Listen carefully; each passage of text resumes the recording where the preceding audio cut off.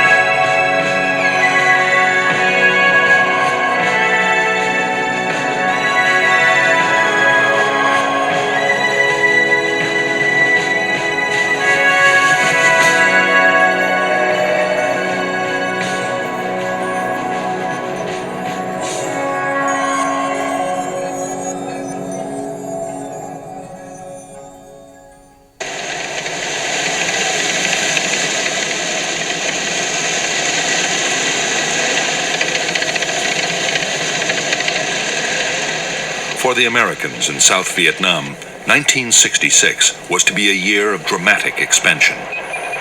U.S. forces were planned to double to just under 430,000 men. While the buildup was going on, the priority was to secure key parts of the country. By far the most important was the capital, Saigon.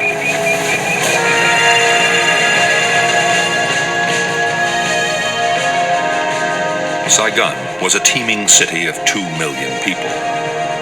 It was the seat of the South Vietnamese government and the location of South Vietnamese and American military headquarters.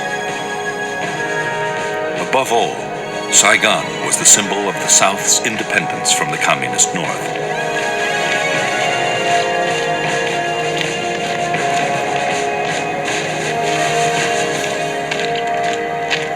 For the commanders of the Viet Cong guerrillas, the capital was the ultimate prize.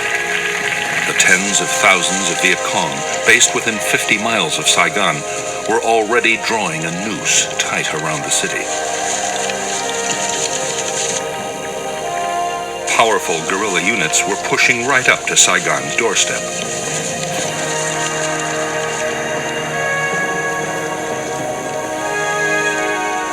In the countryside around the city, traditional Viet Cong base areas had all the facilities the combat forces needed to prepare their attacks. Since American infantry units had first arrived, they had been trying to disrupt the guerrillas' activities around the capital. On January 8, 1966, they launched the most ambitious sweep yet. Operation Crimp deployed 8,000 troops, making it the biggest American operation of the war so far. Its aim was to capture the Viet Cong's headquarters for the whole Saigon area.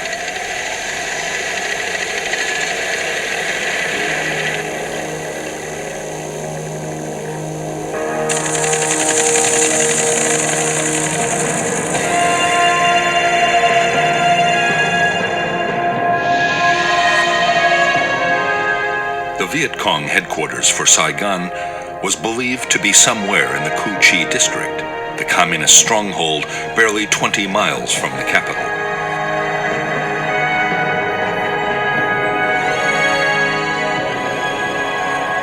The attack would be launched by the American 173rd Airborne Brigade, a battalion of the Royal Australian Regiment, and a brigade of the 1st Infantry Division.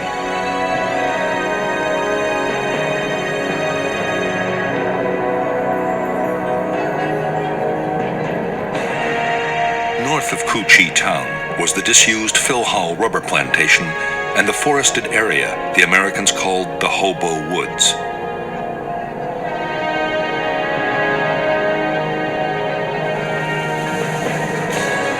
Beneath the whole district ran the massive Cu Chi tunnel complex, about which the Americans still knew almost nothing.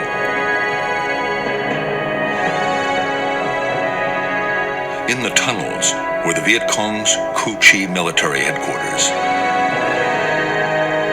a signals intelligence unit, 2 hospitals, the Saigon Political Office, and the Saigon Regional Military Headquarters, the one the Americans were looking for.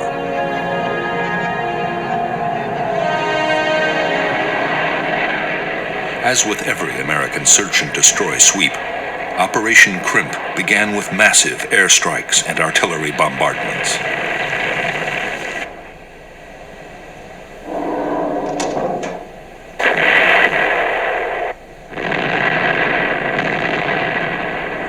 NLF agents had, long before, warned that a big American operation was coming.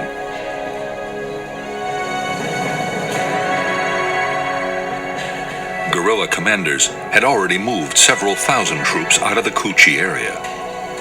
Only 1,000 local guerrillas were left behind, mostly inexperienced teenagers. But with the tunnels to fight from, they were confident they could inflict serious casualties on the Americans.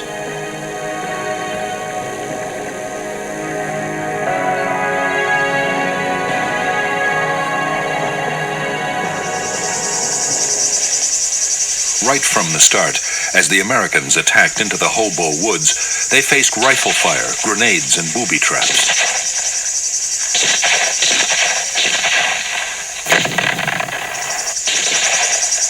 NLF snipers opened up from hidden firing positions and within seconds vanished back into their tunnels.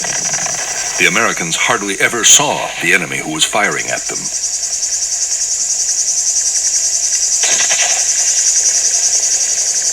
As the days went on, the Americans grew ever more frustrated and demoralized. Dozens of men were killed or injured. Every path seemed to lead to a trap. Only slowly did units begin to discover trenches and bunkers. They also found a handful of tunnel entrances. Still, no one had any idea of the sheer scale of the complex beneath their feet.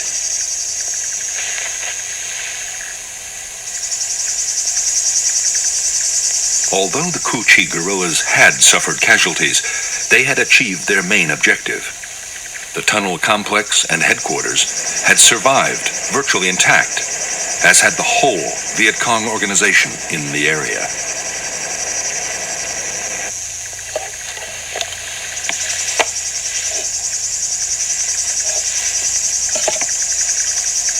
In late January 1966, only a few days after the end of Operation Crimp, troops of the 25th Infantry Division arrived at Cu Chi.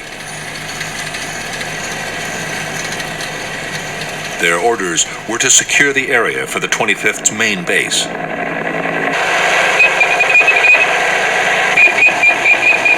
The Americans succeeded in pushing out a perimeter using every ounce of firepower they could muster.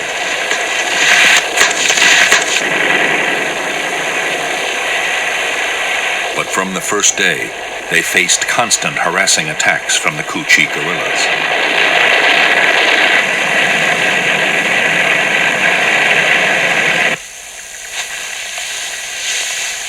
For months, the 25th Infantry Division was plagued by mysterious gun and grenade incidents inside its camp. Slowly, to the horror of the Americans, it was discovered they came from tunnels dug under the base itself.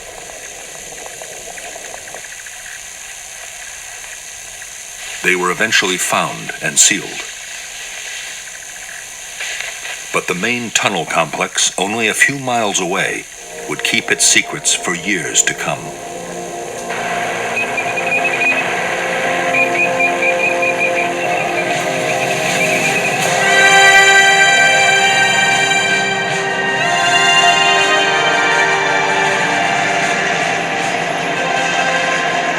In February 1966, the American 1st Infantry Division mounted 4 big search and destroy operations just north of Saigon.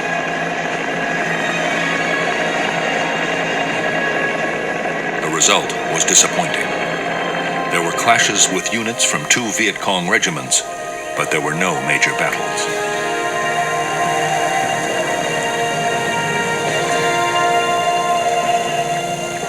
What the 1st's commanders wanted was a set-piece fight with the most powerful and dangerous enemy force in the region, the 9th Viet Cong Division. The 9th was made up of veteran regiments and was constantly on the move. The division was now poised to launch its spring offensive.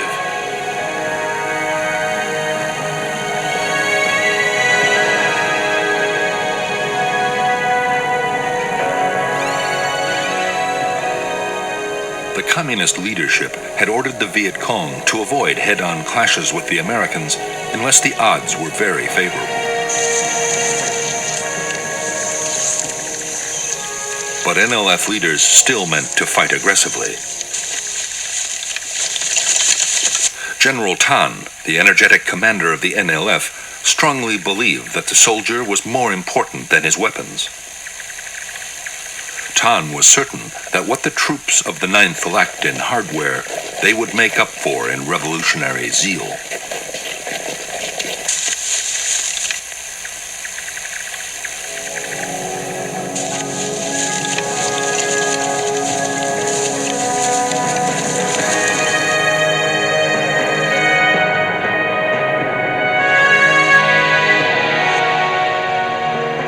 From the 9th Division's bases in War Zone C, 2 regiments headed into the Viet Cong strongholds of the Iron Triangle and War Zone D. At the same time, the 2nd Brigade of the American 1st Division was pushing into War Zone C, and the 3rd Brigade was moving into the Iron Triangle. The first clash came on March 5th, 1966, when the whole 272nd Regiment attacked a battalion of the 3rd Brigade at Lo Qui.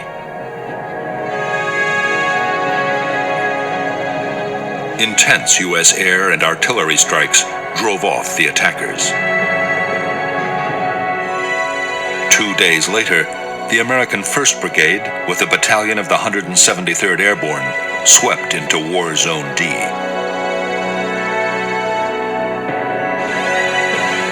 An entire Viet Cong regiment attacked the airborne's positions. Again, devastating U.S. artillery fire turned back the assault.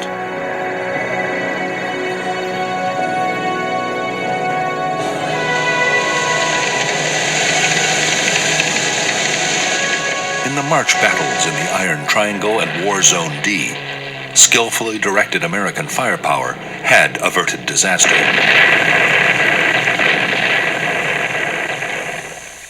Hundreds of Viet Cong had been killed by artillery and airstrikes. However, to the intense frustration of U.S. commanders, after the fights, the Viet Cong regiments had simply melted away.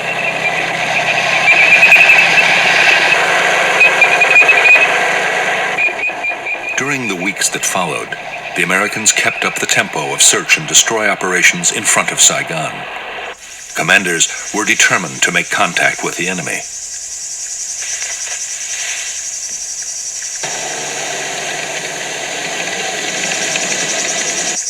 In late April, they launched a major operation into War Zone C to try and find the Viet Cong 9th Division.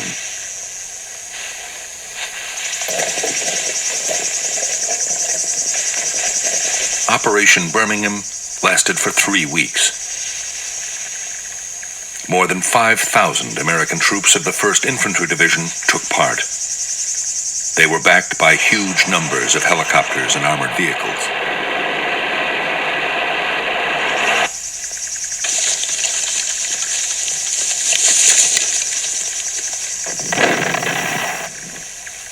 Although there were hundreds of vicious small-scale actions fought by platoons and squads on both sides, the big battles the Americans hoped for never did materialize. In 3 weeks, only 100 Viet Cong were killed.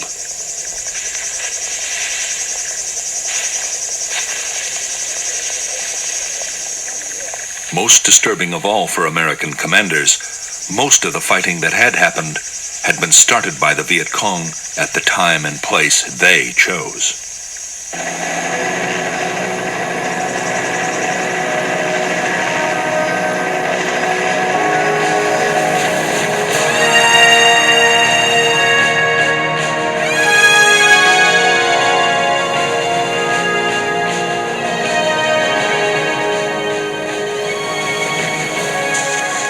From the start, the Vietnamese had followed the 7 principles of guerrilla warfare laid down by the Chinese leader Mao Zedong.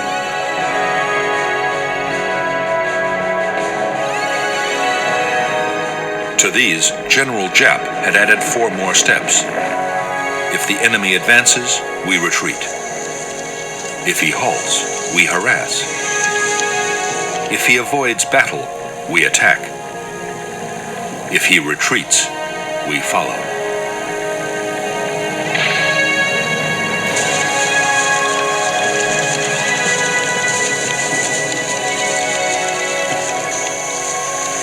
Almost every search and destroy operation the Americans had launched had been met with Giap's tactics. The places the Americans were most likely to land their helicopters were set up for ambushes. Trails were quickly booby-trapped and mined, and snipers left in place. If the Americans did stumble onto a big NLF unit, the chances were it was occupying prepared fortifications with tunnels, bunkers, and trenches.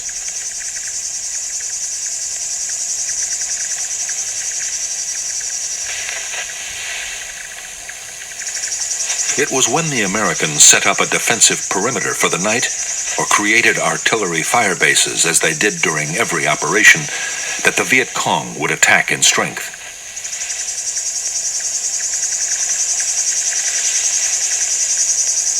Always, the guerrillas had a plan for breaking off the battle if the opposition got too tough.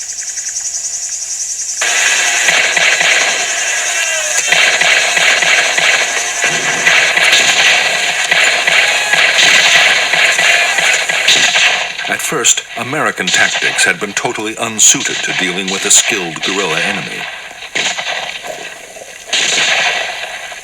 With hard-won experience, that was changing. Commanders learned that helicopter landings had to be fast and aggressive.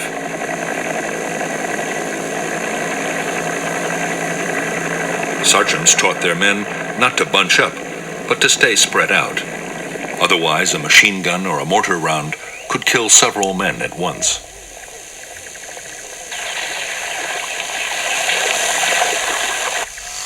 When camp was made, perimeter defenses had to be strong, with clear fields of fire all around. Above all, American soldiers learned they had to be vigilant at all times.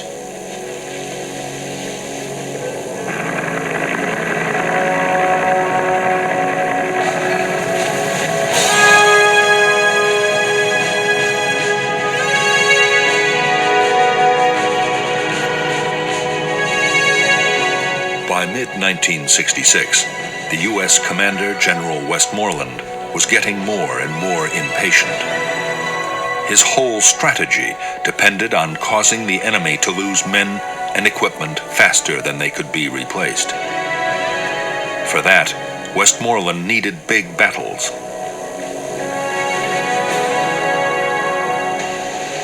He ordered the 1st Division to make more substantial contact with the Viet Cong. Most of the battles that did happen were started not by the Americans, but by the NLF 9th Division.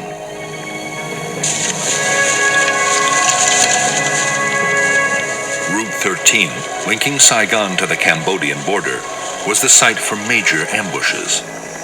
In some, the guerrillas struck with 1,000 troops at a time.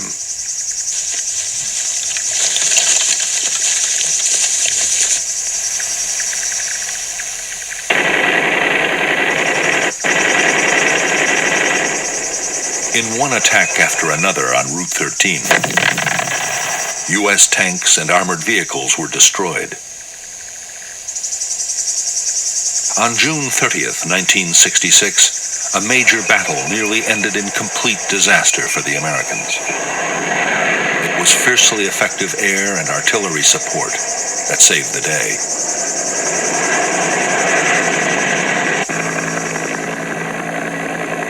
Soon after the battles, the whole NLF 9th Division moved back into its most impenetrable base areas.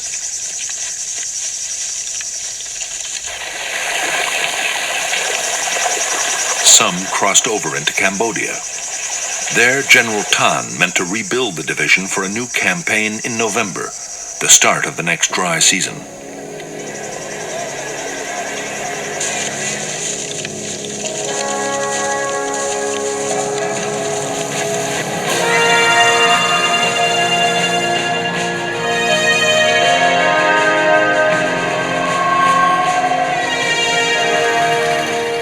In the past year, the strength of the North Vietnamese regular army inside the South had risen to upwards of 60,000 men. Of these, 10,000 were concentrated in the remote Central Highlands.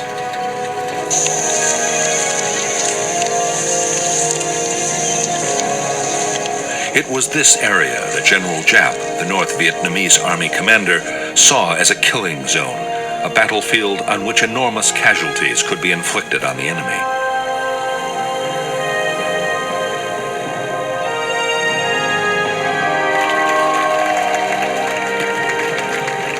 Giap believed that the forests and mountains of the Central Highlands were especially well suited to big military operations.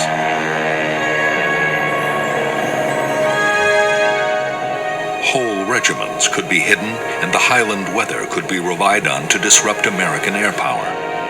The troops would also be close to supplies and reinforcements across the Cambodian border.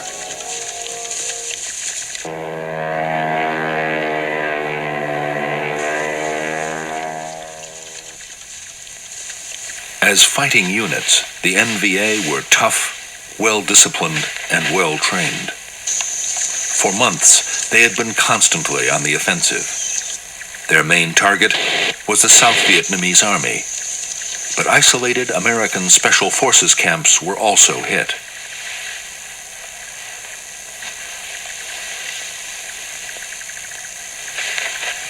Increasingly, attacks were carried out by units up to 2,000 strong.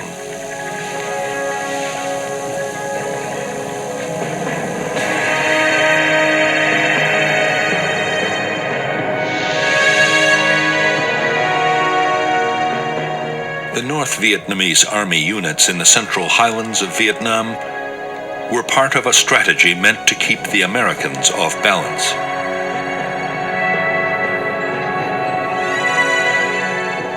There were powerful NVA divisions on the demilitarized zone, separating North and South Vietnam. And there were the NLF regiments opposite Saigon. Communist forces could present the Americans with a challenge in any of the three areas and force them to react.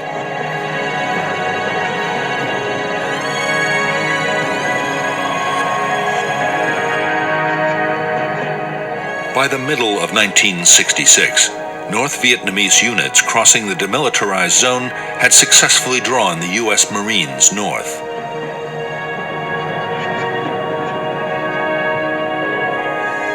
In the Highlands, the NVA 24th Regiment had engaged elements of the 101st Airborne Division. The 1st NVA Division had pulled a U.S. infantry brigade and the 1st Air Cavalry towards the Cambodian border.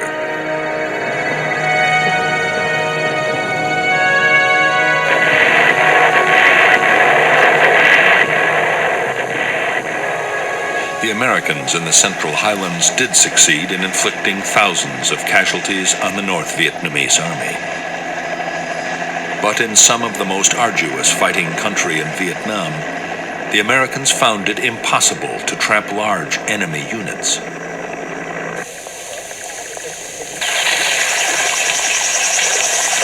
Time after time, they succeeded in slipping through the net.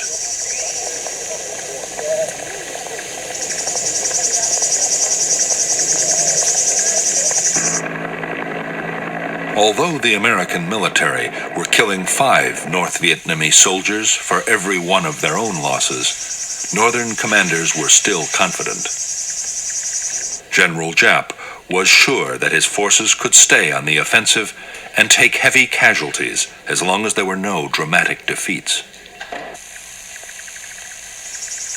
The manpower potential of North Vietnam had barely been tapped.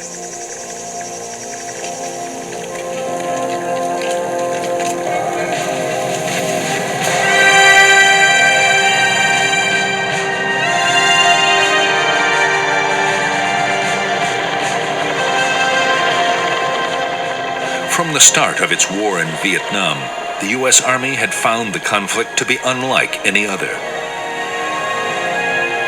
As Viet Cong attacks proved every day, there was no front line. Each side controlled only the territory immediately around its positions or its bases. The Army was calling it area war.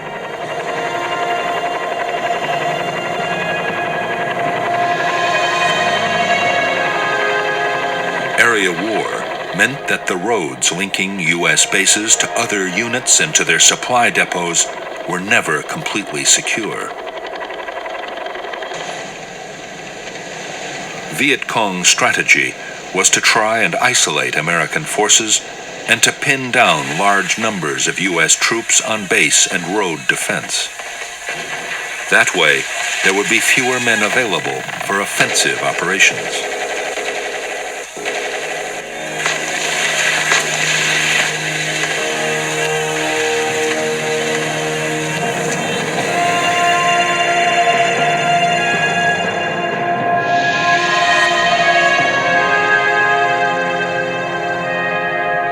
The supply lifelines for the 25th and the 1st U.S. Infantry Divisions were the roads linking their major bases to Saigon, Bien Hoa Air Base, and Long Binh, the biggest supply depot in Vietnam.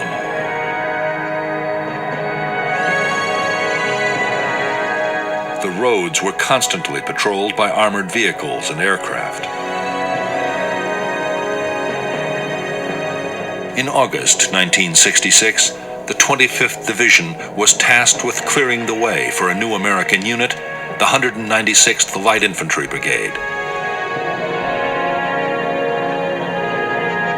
The 196th was to be based at Tan Ninh to secure Route 22, running through the NLF base area of War Zone C.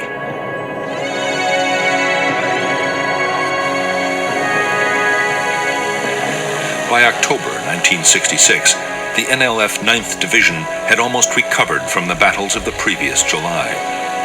Its losses in men and equipment had been replaced by supplies and reinforcements sent down the Ho Chi Minh Trail from North Vietnam.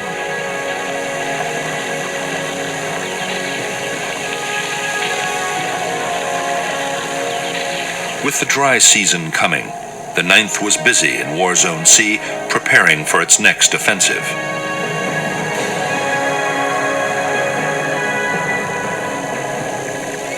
The renewed activity of the 9th Division did not pass unnoticed by the Americans. Special Forces units mounted an intense reconnaissance effort deep inside Viet Cong territory. The reports they brought back seemed to show that the 9th's next target might be the Special Forces' own base camp, northeast of Tay Ninh City.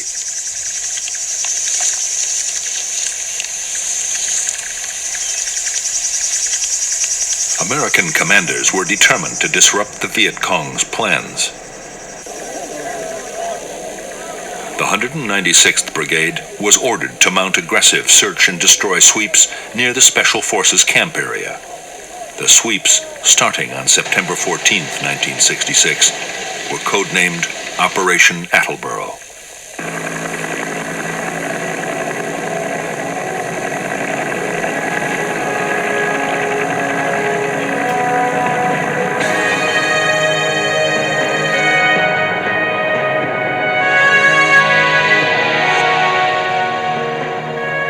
Operation Attleboro was launched by the 196th Light Infantry Brigade, together with 22,000 South Vietnamese soldiers and GIs from the 1st, 4th, and 25th Infantry Divisions. Almost at once, huge supply caches belonging to the NLF 9th Division were found by the Americans south of the Michelin rubber plantation. It was believed the NLF were somewhere between the plantation and the American Special Forces base at Sui Da.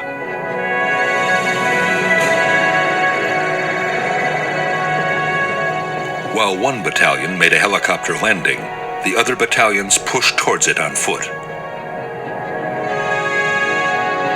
When the landing zone was ambushed, both sides sent thousands of reinforcements rushing to the area. By the following day, full-scale battles were raging.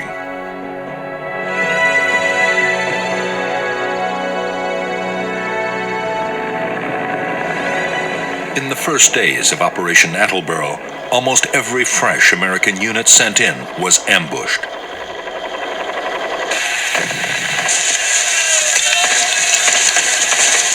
Nor were the Americans safe behind the defensive perimeters of their nighttime camps. NLF units struck with thousands of men at a time and came close to wiping out whole American formations.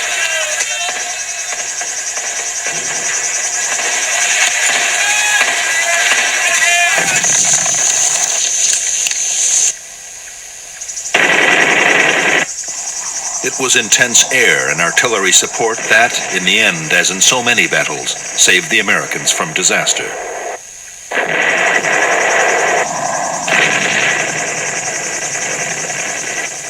Even then, many of the NLF battalions were attacking out of bunkers, trench lines, and tunnels, and were sometimes able to withstand the most punishing bombardments. The inexperience of the 196th was also telling. Tactical coordination between the brigade's units was poor.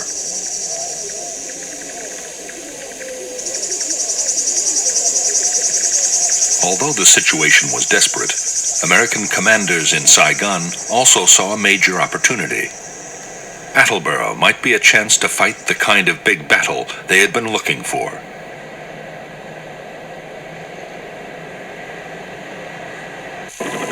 The 1st Infantry Division raced 2 brigades to the area, and unit after unit was piled on.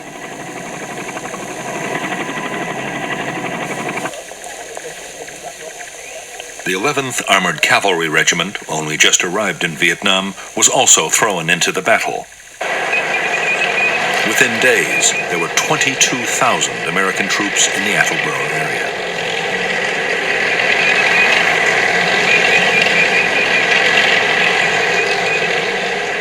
The massive buildup of American forces was the NLF's cue to disengage.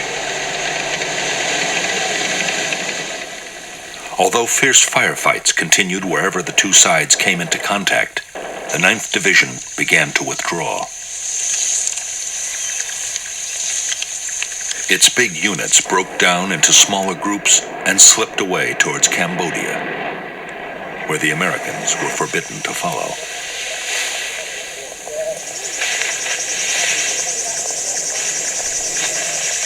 In Operation Attleboro, the Americans had failed to destroy the 9th Division in an all-out battle.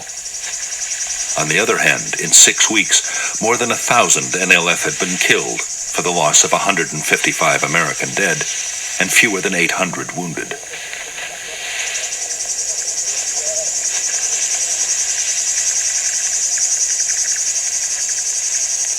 U.S. troops had captured a massive amount of enemy stores and documents, and Viet Cong plans for the coming months had been badly disrupted.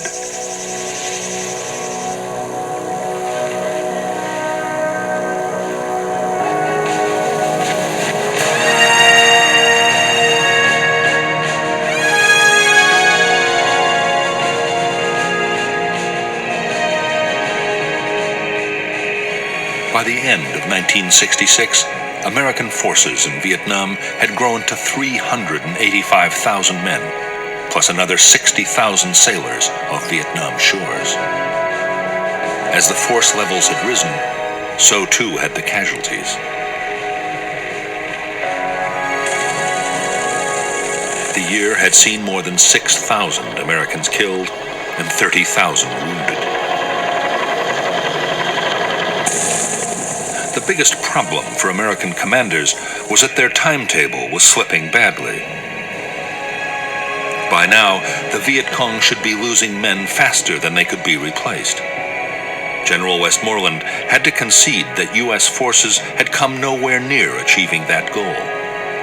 An estimated 61,000 Viet Cong had been killed in the past year, yet their troops had gone up to more than 280,000.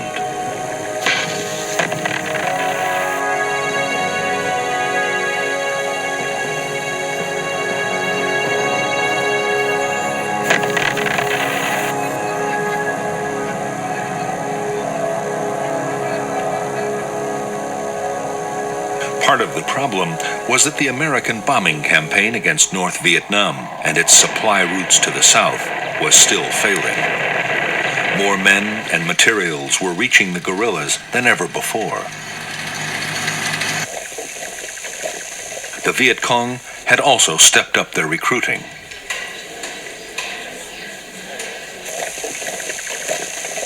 There was one cause for optimism on the American side. Operation Attleboro had seemed to show the Viet Cong would fight if their base areas were threatened.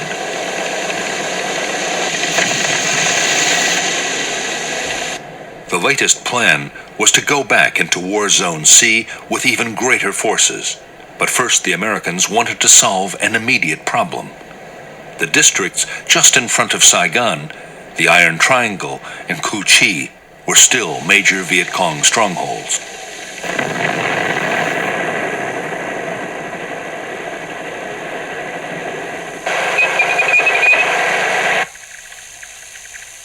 The American plan was to attack into the Iron Triangle with more than 2 divisions. The guerrillas would be trapped in their own base areas and annihilated. At the same time, another attempt would be made to capture the Viet Cong Saigon military headquarters.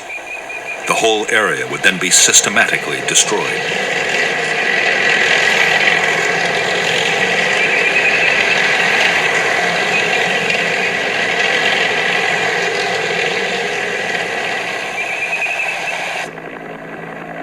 Before the attack, American aircraft dropped 20,000 leaflets telling the population to leave at once.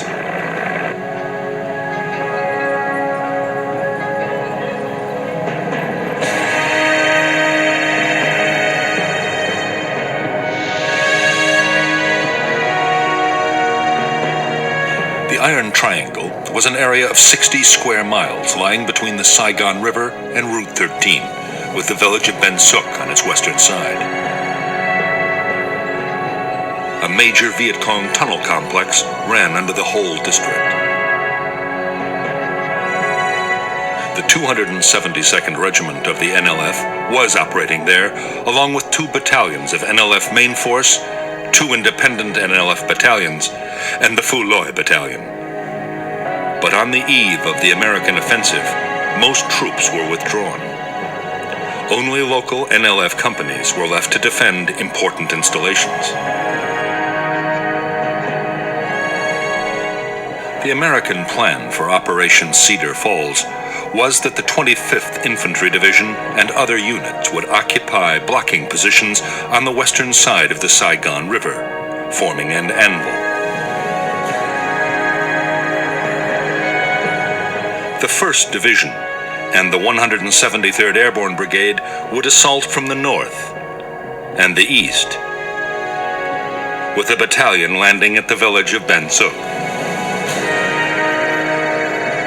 Meanwhile, the 11th Armored Cavalry Regiment would act as the hammer, smashing through the center of the triangle.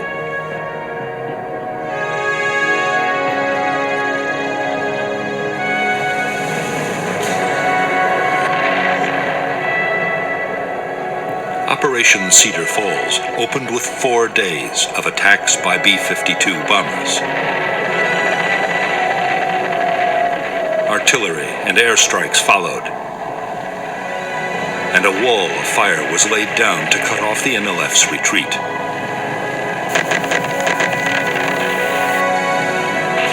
On January 8, 1967, 16,000 U.S. and 14,000 South Vietnamese Army troops moved out of their bases in fleets of helicopters, armored personnel carriers, trucks, and boats.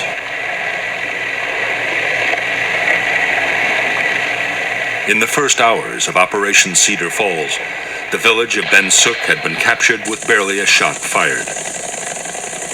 The local company of 100 NLF fighters had been taken completely by surprise.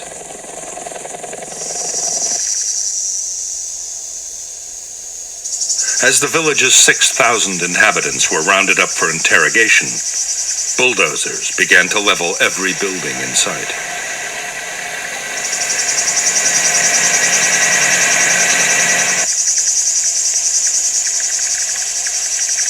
The American operation to smash the Iron Triangle lasted 19 days. With only local Viet Cong left to defend the area, and most of those hidden in tunnels, there was almost no heavy fighting.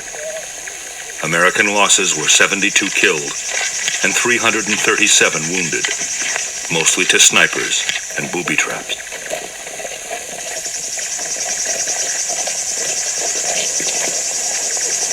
In Ben Suc and in the Tan Dien forest, the Americans uncovered dozens of tunnel entrances. By now, they were better prepared. Specialists, known as tunnel rats, had trained to go down tunnels and explore.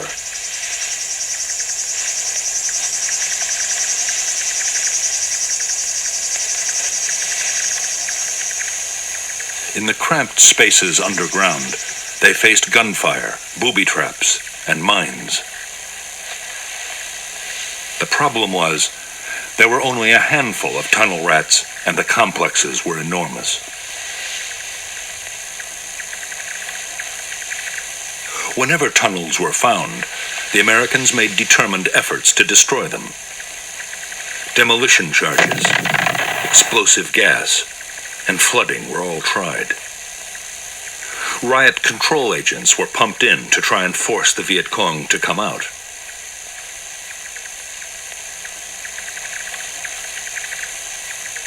Nothing really worked. The tunnels were designed so that neither gas nor water could penetrate far.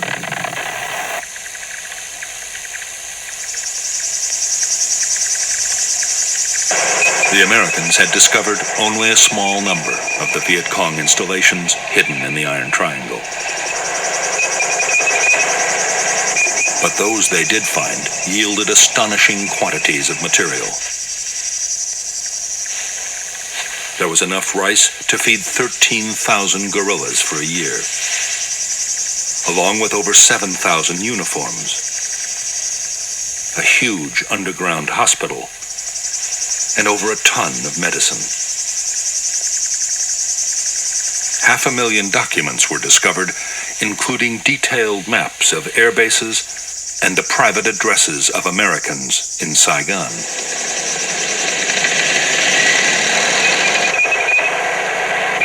Some U.S. commanders immediately hailed Cedar Falls as a major success.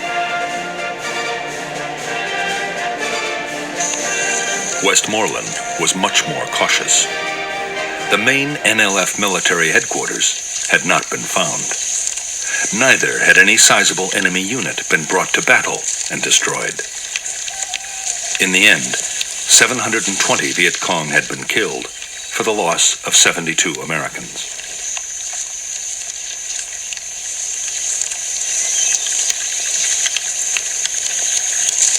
One aim of Operation Cedar Falls was achieved. The Iron Triangle was completely and utterly destroyed.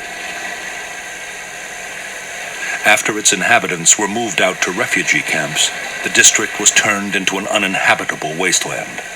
Huge Rome plows cut 20-foot-wide avenues crisscrossing the forest to make any movement instantly visible from the air. These massive machines could plow the tallest trees into the ground. 60 square miles of forest near Saigon were plowed under in the Iron Triangle. Afterwards, Operation Ranch Hand aircraft sprayed lethal defoliants to destroy the jungle cover and make it impossible to grow crops.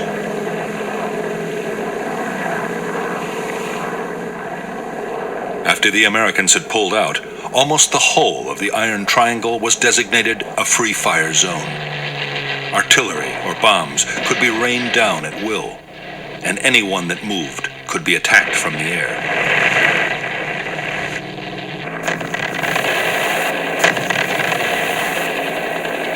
Yet to the astonishment of the Americans, within weeks of Operation Cedar Falls, the Viet Cong were active again in the Iron Triangle.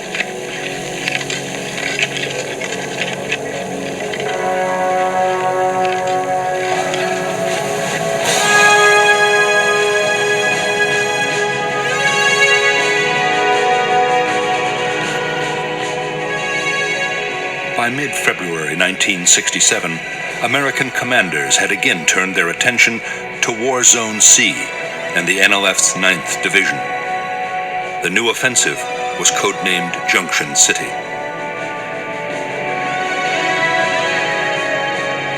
Westmoreland had ordered his commanders to think big, and they had planned the most ambitious search and destroy operation of the war so far. 30,000 American troops would take part, together with 5,000 men from the South Vietnamese Army.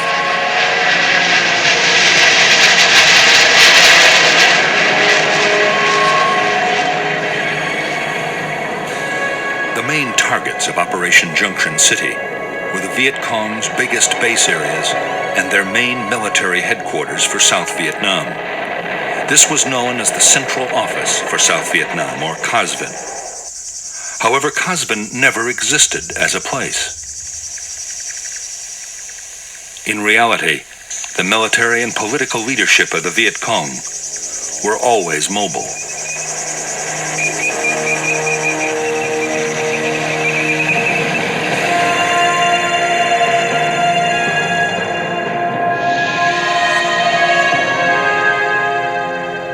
The Viet Cong base areas of War Zone C held the 9th Division's 3 regiments, a regiment of the NLF's new 5th Division, and 2 North Vietnamese Army regiments, altogether more than 10,000 troops.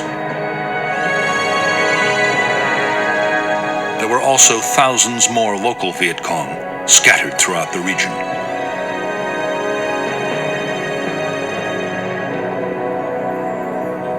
Operation Junction City called for 2 American brigades to block the Viet Cong's escape to the west over the Cambodian border.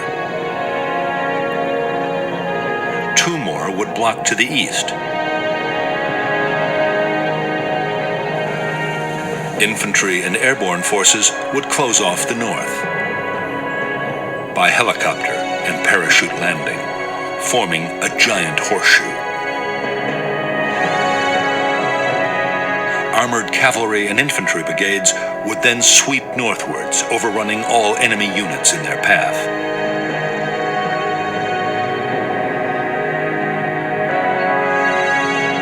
In the second phase of Junction City, a series of special forces camps would be built, along with a bridge over the Saigon River, and operations would shift to the east.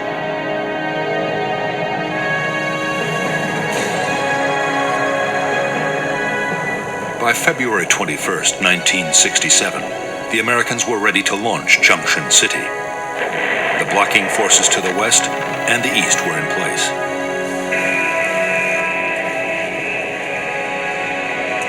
All that remained was to insert the northern force.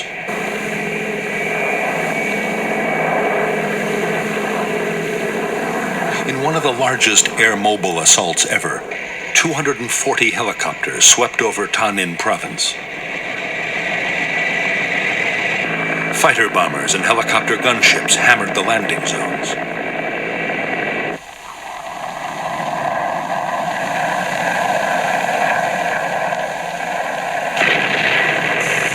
Within hours, 2,000 troops were deep inside Viet Cong territory. At the same time, in the first parachute drop of the Vietnam War, nearly 800 men of the 173rd Airborne completed the American Horseshoe.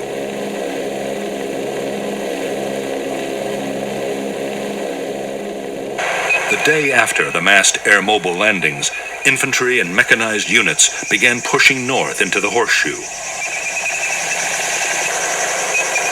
The terrain was dense forest. The whole area was riddled with Viet Cong fortifications, tunnels, and bunkers.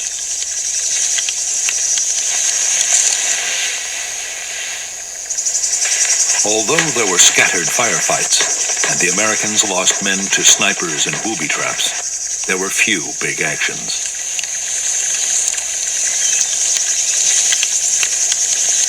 Often, guerrilla installations were found abandoned.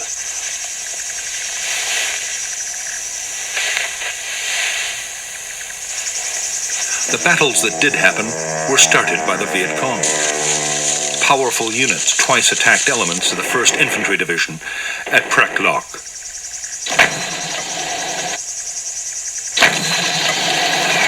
Furious American bombing and artillery fire drove off the assaults.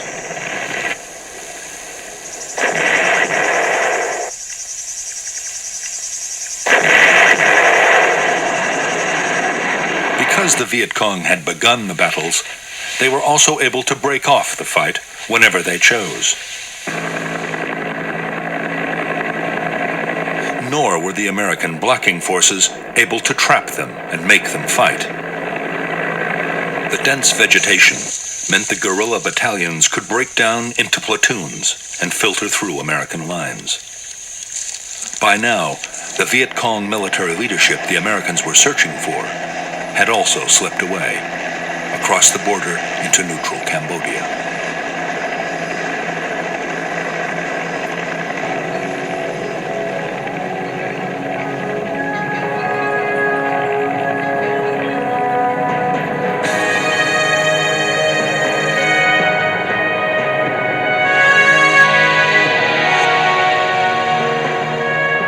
The second phase of Operation Junction City centered around the building of the Saigon River Bridge and the Special Forces camp at An Lac.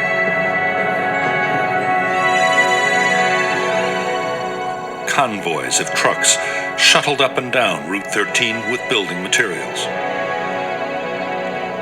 For defense, artillery fire bases, including Fire Support Base 20, were scattered along the road.